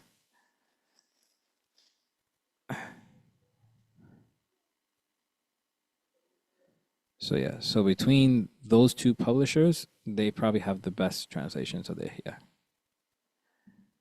The other uh, the other means the other means is uh, learning Arabic. Just get yourself the original Arabic copy, but that could take a couple of years. But I would suggest it though. Yeah. People ask the question all the time, like, do you have to learn Arabic to be Muslim? It's like, no, you don't. But I would suggest for any Muslim to do it. I mean, I'd just be perfectly honest. Like, there's one thing of praying behind someone or praying on your own and memorizing the surahs or uh, hearing someone beautifully recite the Quran, but it's a whole other thing when you can actually understand what's being recited,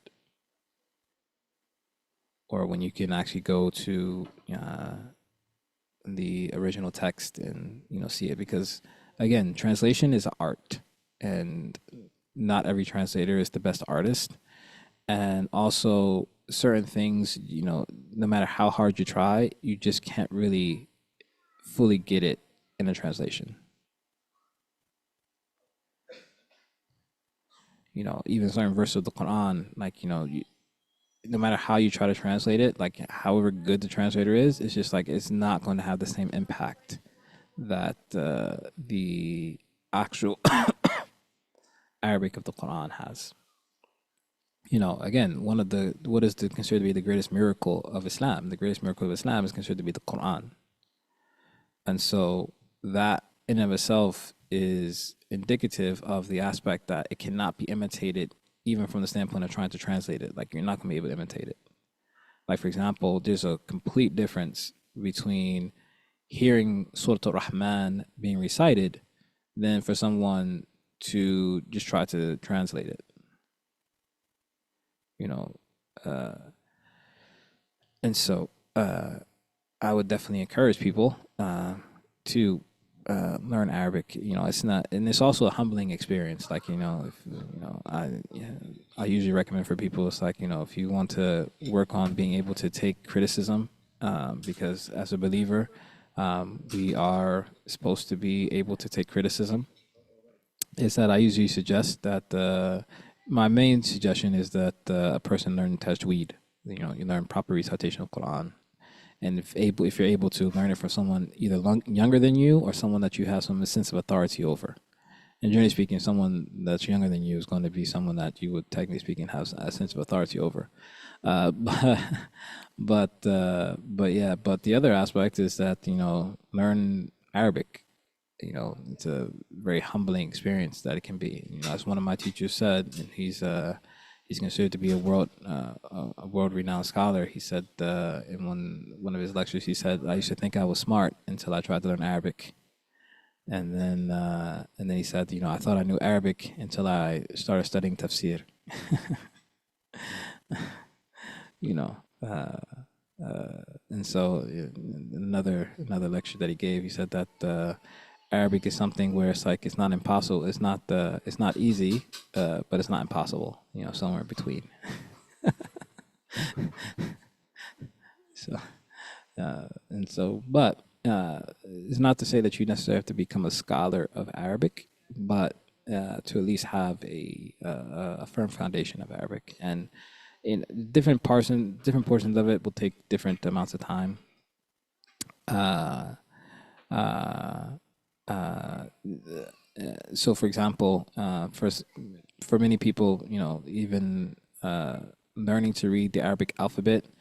I tell people all the time, like, a person, technically speaking, then, it's very possible for a person to learn how to read Arabic alphabet in a week. And the reason why I say that is because, and I only say this as like a means of encouragement, because I don't consider myself to be all that academically inclined or have like the greatest aptitude. But when I initially started learning Arabic, I learned Arabic when I was in college still, and I was probably about 20, 21 years old. And it took me about a week to learn how to like distinguish the letters in order to be able to struggle through reading. So uh, uh, it's not. I'm not saying like you're going to be fluent in a week of learning how to read Arabic, but what I'm saying is that you can be able to recognize the letters such that you can be able to slowly read the basic structure. And so the Arabic alphabet, it consists of 28 letters. And so if you take that 28 and you divide it by 7, meaning 7 days in a week, then that means what? What is 28 divided by 7? Who's a math person in here? You guys took too long. My son came running up. 28 divided by 7 is 4. So yeah, so that means that if you memorize 4 letters a day, so for example, people familiar with Arabic, alif, ba, ta, tha. If you memorize alif, ba, ta, tha, then that means that you have 1/7 of the alphabet down. And so, for example, if I were to do this just quickly, I didn't mean for this to turn into like an Arabic type of thing, but like for example, if I did alif, ba, ta, alif, ba, ta, and which one is that? Sorry, I haven't put my Arabic keyboard up yet, so I gotta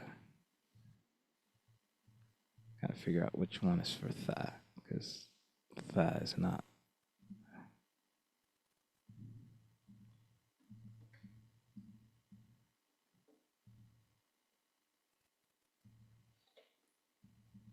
There we go. So if we did this, alif, ba, ta, tha, how long would it take everyone to memorize that?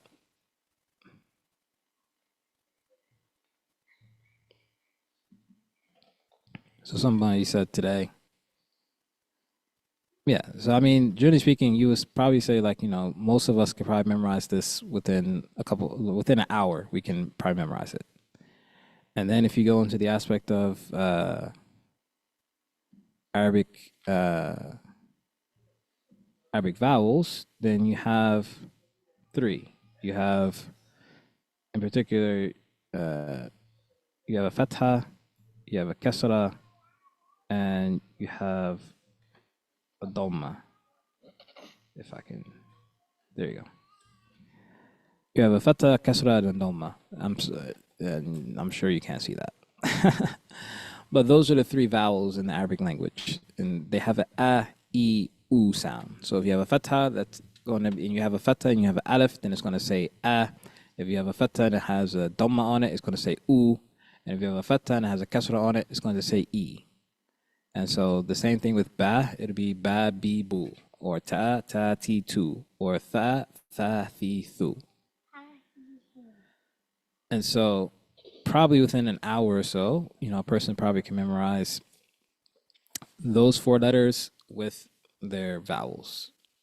And then you just go from there. And so, like I said, it's something where, like, in a week, a person probably, if they put the effort in, again, it's not something that's easy. It's not necessarily like, I'm not saying that you could just like not putting in any effort in a week learn Arabic, but like if you have a dedication, you spend like an hour every day trying to learn Arabic, you can, learn the basics in a week in terms of basic reading, and then you just build from there.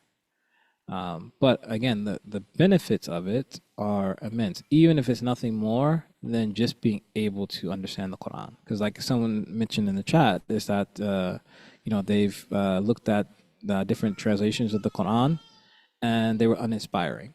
And the thing is that can be a very much real situation for many people, in the sense that, again, the Quran is a living book that, that I just mentioned the aspect of Surah Ar-Rahman, for example, because many people are familiar with Surah Ar-Rahman, and Surah Ar-Rahman is one of the famous surahs where it has a repeating verse that is always that is constantly repeated, where فَبِأَيِّ آلَاءِ رَبِّكُمَا تُكَذِّبَانِ. But if you listen to it, so for example, in the beginning of Surah Ar-Rahman, it says what? Ar-Rahman علم القرآن خلق الإنسان علمه البيان, so on and so forth. But if I were to just translate that, Ar-Rahman, the most merciful, Allama al-Quran, the one who taught the Quran, Khalaq al-Insan, who created the human being. Like it's not comparable, because especially like if you really start to get to a person who has mastered the aspect of tartil and tajweed, and so now you have the beauty of the Arabic language, that in terms of its recitation, and then the aspect of those different words that have multiple meanings, not just like the basic meanings that I'm giving in just like a rough translation, and so on and so forth. It's again, it's like completely night and day. Like for example, there is a book by an author called Sales. I'm looking at it right now on my bookshelf. I just can't see what the full Approaching the Quran. I don't know what the author's first name is, but his last name is Sales. He has a book called Approaching the Quran. And the most significant thing about this book, I don't necessarily agree about his translations. Like I remember, because I only found out about this book when I was doing my master's degree for Islamic chaplaincy. But I was taking one of my courses on the Quran, and so this was a suggested reading from the professor. The only thing I like about this particular book, because it's not like it's a translation of the Quran, but what it does do is that it emphasizes the significance of the recitation, meaning that it's not just about the meanings or what we interpret to be the meanings, but it's also about the recitation, and like what type of feelings and what type of rhythm and so on and so forth the recitation of the Quran has, and how that is also significant. So this is like one of the only books that I know of that in an English language capacity speaks about that, in terms of like, it's not just about the words or the meanings of the words. Those have their own significance and importance, but also the recitation itself has its own significance and importance. So it's not surprising to me that people would say that they've read translations and it just doesn't hit them, so to speak. But at the same time, I know people, and this has happened to people I know personally, and so on and so forth, is that they can hear the Quran being recited in Arabic and have absolutely no clue what is actually being said, and it brings them to tears. that, you know, you can, and uh, so this is one of the things that the ulama say is that they'll say that there is a language that is a language of the hearts that is in no need of any type of translation. The hearts just understand, and the Quran is kind of like the Quran is the epitome of that. Is that this is why the Quran is considered to be a shifa. It's a healing that, you know, just hearing it can, you know, heal a person, and the healing effects of the Quran are multifaceted. It's not just in one capacity. Um, so so yeah, that's why I would say like I didn't mean to go on like this long tangent about learning Arabic, but I think everyone kind of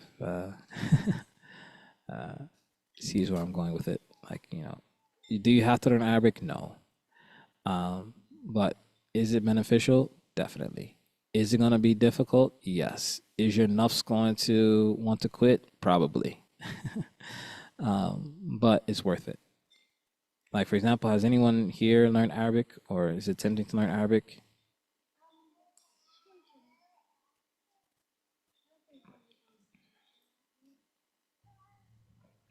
So like when Abdul Rahman was teaching at the Mecca Center, I was learning from him, but it was getting very detailed with small letters within the words. They had different significance, and at some point it was a little bit too much, so I just kind of stopped after the course is over. Alhamdulillah. And Amy, you said you've attempted. Yeah. And so one of the things about Arabic is that it's something where, like I said, it's not something easy. And it's really the hardest thing is being consistent and not being frustrated. And the thing is that it's very easy to get frustrated.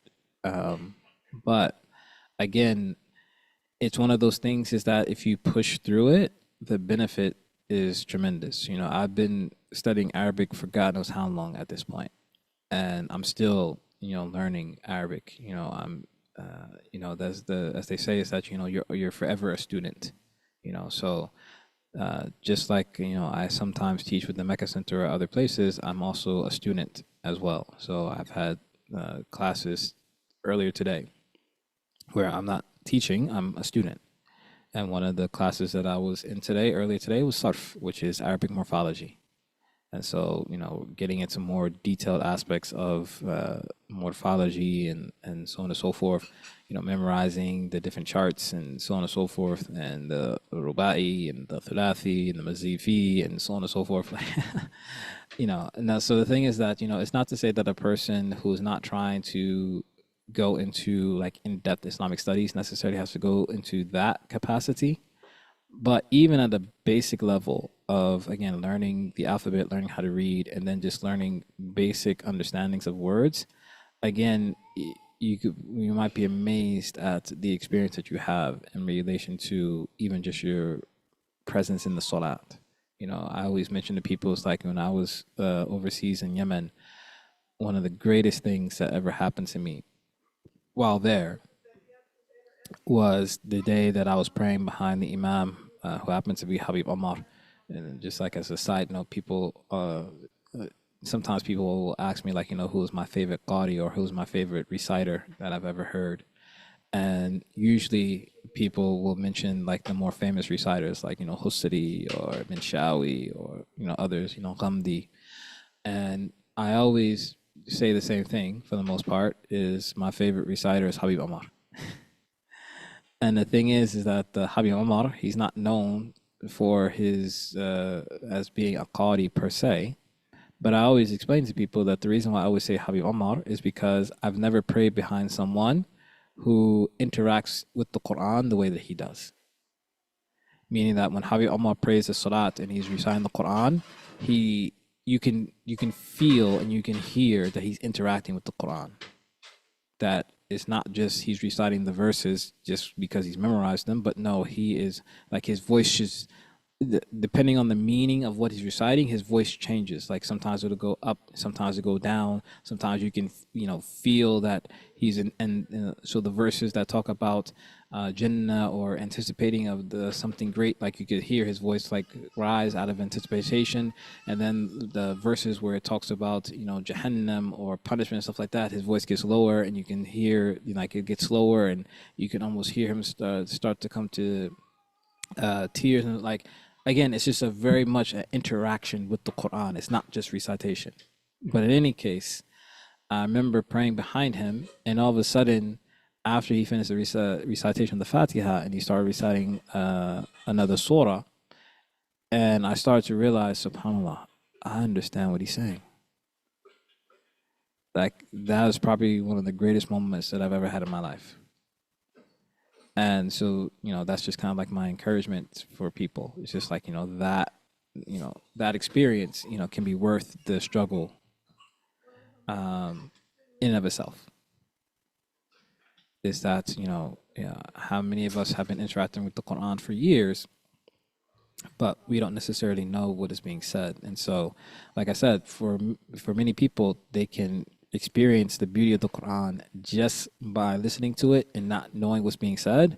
But when you combine the emotional, should I say, when you combine the the heart connection that the Quran has with people with the understanding, it just like it takes it to a whole nother level. And then if you like to try to get into Islamic studies, then now you can start to access some of the books and reading the hadith from their original sources and so on and so forth. And so, it's a hard process. I'm not going to say this easy, but I would definitely say it's worth it.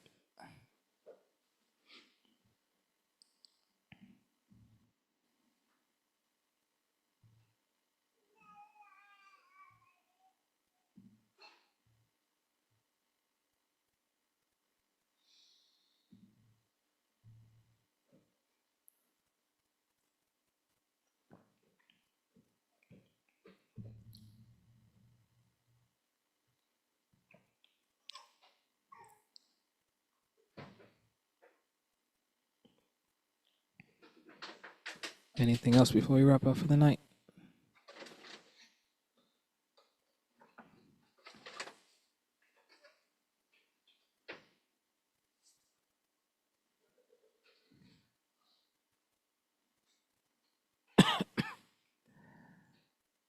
Inshallah, we'll be looking at preparing for Ramadan early, inshallah, and later this month, and excuse me, later next month, December 13th and 20th, inshallah. That should be the timing of those classes will probably be around 3 o'clock, inshallah, for the preparing for Ramadan early.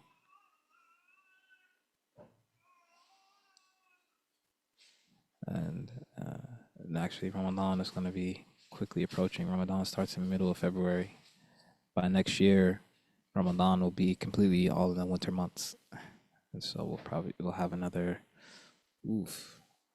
probably a good amount of time, about 14 years or so of winter month Ramadans. I haven't had one of these since I was a kid. So, inshallah, this is as they would say, the winter time is the spring of the believer. And so, inshallah, we can all take advantage of these times where the days are shorter and the nights are longer, so that ibadah becomes easier. Inshallah. طيب. So inshallah, jazakallah khair for being with us. Like we said before, oftentimes the Living Islam starts out a little slow and then it picks up towards the end. So jazakallah khair for being with us tonight, and inshallah, if there was any benefit, then know that purely only comes from Allah subhanahu wa ta'ala. And any mistakes that were made were just from the evilness from myself, and so please forgive me for them, and please make dua that Allah subhanahu wa ta'ala forgives me and pardons me for them. Inshallah ta'ala. And so we will leave you all in Allah's care. Wa sallallahu ala Sayyidina Muhammad wa ala alihi wa sahbihi sallam. Allah subhanahu wa ta'ala alam hasbana wa ni'mal wakil. Assalamu alaikum wa rahmatullahi wa barakatuh.